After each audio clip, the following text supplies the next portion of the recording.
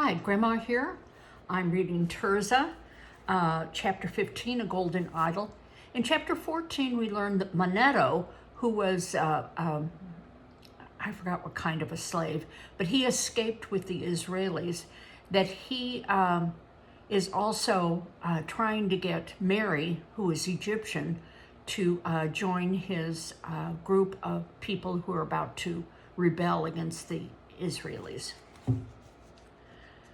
Oren wiped a smudge of ink from his thumb, then carefully dipped the split tip of his reed into the water pot, touching it lightly to the dry ink. He drew another line on the papyrus stretched before him. Silently he counted. He'd been right the first time. It was 35 days since Moses had gone up into the mountain of God. Oren rocked back on his heels to think, what should he write next? Something was going on in the camp. He could not quite figure out what it was. His father returned from his meetings night after night with a grim look on his face. Across the room, his mother sighed. Oren watched her glance at the open tent flap, frowned, and returned to her work. She, too, was worried. Everywhere Oren went, he heard stories about the fate of Moses, who seemed to have disappeared. Some of them were as eerie as any of old Passer's tales had been. There was talk of choosing new leaders.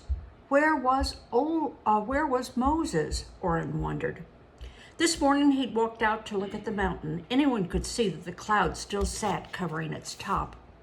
Maybe tomorrow Moses would return. He would be glad to add that to his book of their travels. His gift of ink from Passer was almost gone. Gently, he stirred the small bit of thick sediment that was left.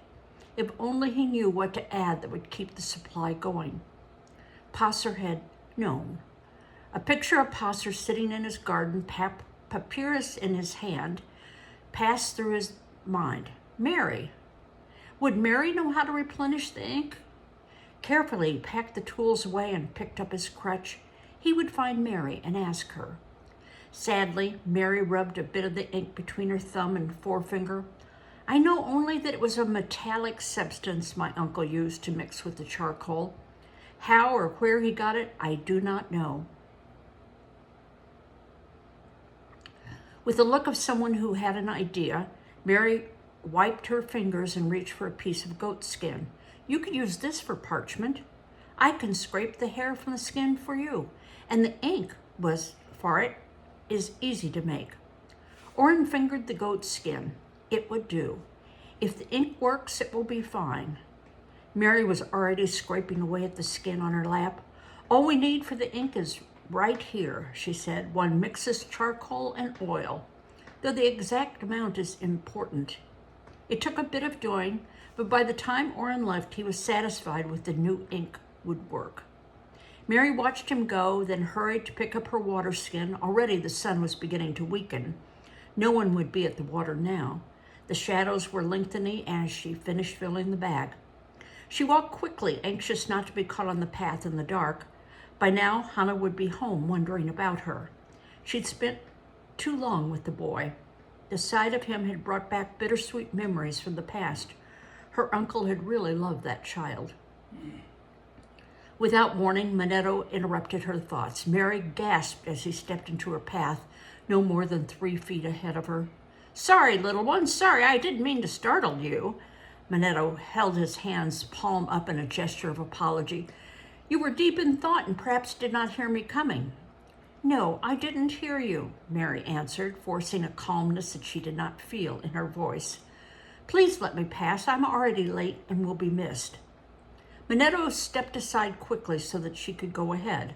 Go and fulfill your duties tonight as usual, but soon you will see who are the true masters. Merrie's instinct was to hurry past him. Instead, she looked searchingly at him. I do not know what you mean, she said. Manetto smiled, the peculiar cold smile Merrie hated. The God of the Hebrews no longer sends his priest. He is tired of this rabble of slaves. It's time for the power of the old gods once more. Those of us who knew them best shall be their trusted servants. Merrie shrank back from the man. Yahweh would never allow such a thing. Manetto grinned. What do you fear, daughter of Nut? Merrie turned her eyes from his face. Nut was Egypt's goddess of the sky. Never fear, little one. Manetto will see that you are well treated. Now go before Kansu rises and spots you. Merrie hurried past him, not slowing her pace, not stopping to look back. Kansu was the moon god. She had heard stories of his affairs, none of them pleasing her. This talk of the old gods and the camp of Yahweh frightened her. Above her the moon was indeed rising, and Merrie stumbled in her haste, splashing a bit of the water over her sandals. As she straightened and steadied the water skin, she saw the shining cloud of Yahweh still above the mountain beyond the camp. Yahweh watches over his people, she thought and sighed. Whether for relief or wonder at the great mystery of Yahweh, she didn't know. Ahead, the light of Hannah's campfire welcomed her with dancing yellow brightness. 2 days later, Merrie, her hands bound tightly behind her back, wept bitterly with longing for old Hannah and her welcoming campfire. Everywhere fires of rebellion burned in the camp. People seemed to have gone mad. Huge bonfires flamed far into the night while men and women danced about them wildly, some of them drunkenly. Women prepared food as for a great feast, and people donned their finest clothing. At the remote eastern edge of the camp, the strangers among the Hebrews had their tents. There, Merrie sat on the ground before Manetto's tent, watching the madness. Is this happening in all of the camp, she wondered? It was no use to struggle. Her wrists burned where the twisted vines binding them rubbed into her skin. If only she could free her hands, she could untie her feet from the stake Manetto had driven into the ground. The thought of his cruel smile made her squirm with anger. She'd fought against his powerful grip, tooth and nail. Why had she gone again for water late in the evening when there was no one to help her? She should have known after Manetto's first visit that something like this could happen. She'd seen the look of surprise, then anger on Manetto's face when she refused to go with him. I follow Yahweh now, can't you see? There is his cloud still on the mountain, she said, pointing. For a minute, Manetto had hesitated. So you still think safety lies with these slaves? I will soon convince you how wrong you are, and then you will serve me, little sister. He'd carried her off like a sack of grain, ignoring her struggles, one large hand covering her mouth. Merrie licked her dry lips. All that was changed now. Manetto no longer tried to reason with her. There was no need now that the whole camp was bent on finding a new god to lead them. Manetto could choose a wife from these women who seemed to hang on his every word. They followed him about as if he were a god. This afternoon, 2 of them had painted her face and dressed her in garlands of flowers. You must be beautiful for the new god, one of them said. What new god? I belong to Yahweh, Merrie cried out. The women had laughed. Just be patient.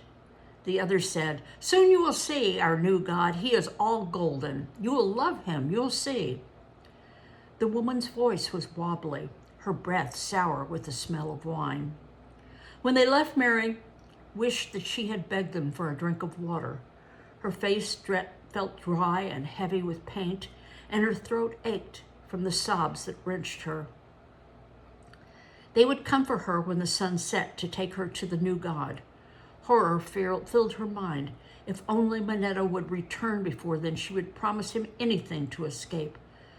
The light was beginning to change, and still he had not come. Oh, help me, Yahweh, please help me, she prayed. Nothing moved along the deserted tents. From somewhere on the north side of the camp, sounds of revelry carried on the air. Merrie closed her burning eyes. Had she fallen asleep? Was Ram coming towards her? It was Ram. Oh, help me, Ram, help me, she cried. Is it really you? Ram asked. What have they done to you? Without waiting for an answer, he went to work on the vines that bound Merrie's feet. We've been looking everywhere for you for 2 days, ever since Hannah couldn't find you. This was the last place I thought to look. It was just a chance idea that made me come here.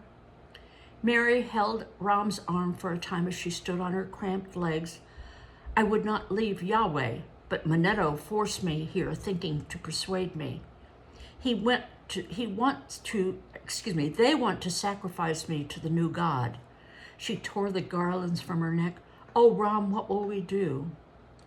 The peculiarly marked and painted face of Merrie was eerie, but Ram could see fear in her eyes. We run, he said. Taking her hand, he headed west. Merrie ran for her life, the blood coming back into her feet and legs like sharp knives. My father and some of the others have gone into the hills west of the camp, Ram said, his breath coming hard. He and Malad went down to the camp to reason, but they were outnumbered by the mobs. When the violence began, those who feared Yahweh fled to the hills. We'll be safe there. Ram glanced behind him as they ran. Any moment they could be pursued. They had to reach cover. In a thick shelter of rocks, they stopped to rest. It's not far now, Ram assured Merrie as he leaned his back against a rock. They'd reached the first hill, and Ram could see no sign of anyone following them. Merrie sat on the ground and let her head droop against her drawn-up knees. Suddenly, she began to rub her face with both hands. Jumping up, she looked about frantically. Ram sat up in alarm. I can't let anyone see me like this, Merrie said half to herself. The small white flowers of a nearby broom bush caught her eye. In a moment, she was tearing off hands full of the sweet, fragrant blooms to wipe the thick paint from her skin. When she finished, she was once more the plain-faced Merrie that Ram knew, her face red from the rubbing, but clean. As they approached the small plateau, well hidden from the valley below, Tirzah ran from one of the tents to meet them. Impulsively, she threw her arms around Merrie. You found her, she cried out, standing back from Merrie. Tirzah searched the girl's face. You are all right, aren't you, Merrie? She asked. Merrie could not control the tears that ran down her cheeks. I am safe. I could not go with Manetto and the others because I promised to follow Yahweh. They were going to give me to their new God. She covered her eyes for a moment, then went on. Oh, Tirzah, I prayed to Yahweh for help, and then Ram came. Some of the women gathered around, and now kind hands gently led Merrie toward the tents. Tirzah stayed behind with Ram. Where did you find her, Ram? Ram sat down on the ground, suddenly tired. She was in the entryway of Manetto's tent, tied to a stake in the ground, and dressed for sacrifice to the new god. He remembered Merrie's strangely painted face, the garlands of flowers, the clothing, and shuddered to think of what might have happened. Tirzah put a hand on Ram's shoulder. Whatever comes, Ram, I'm glad you're my brother. Ram looked at his sister, her slim frame, the bright intelligence of her eyes, so like their father's. It's going to be all right, Tiz. We'll stick together, he said. Look, Ram, up there. Tirzah pointed to the top of the great mountain rising above all the other hills. See, Yahweh's cloud is still there. Ram stared at the cloud, glowing with fiery light as the night came on. We must wait and see, Tiz. Wait and see. During the second watch of the night, Ram took his turn along with Abishur and his uncle Caleb, watching the narrow pass to the plateau. From the valley, they could hear the shouts and music of celebration. It's a terrible thing they do, his uncle said quietly. The people laid their earrings and necklaces at Aaron's feet and got him to melt them down. His uncle's voice trembled. What came from the fire was a thing of evil in the shape of a bull calf. Now they're calling it the God who brought them out of Egypt. Ram shivered in the cold night. In the far distance, Yahweh's cloud still glowed about the mountaintop. Yahweh brought us out of Egypt, he said, and I will stand against any man who says otherwise. His uncle patted his arm, and Abishur's too. Good lads, both of you. We will watch sharp this night. Yahweh is not done with his people, though I fear his anger will fall on many. The night passed slowly till it was the third watch, and Ram gladly gave his place to his father and Moled. Wearily he stumbled back to the tent, flung himself down, and was asleep instantly. In a tent nearby, Merrie snuggled close to old Hannah, who slept peacefully, a smile on her face. She was so glad that I am back, thought Merrie. Tenderly she pulled the rope up around Hannah's shoulders. Hannah would never let Manetto take her. A nagging fear rose to taunt her, but she shut her eyes tightly and let herself drift into sleep. I wonder what her fear is, and if it has something to do with Manetto coming back for her, or that perhaps Hannah can't defend her because she is an old woman. Well, we'll find out later. Bye-bye.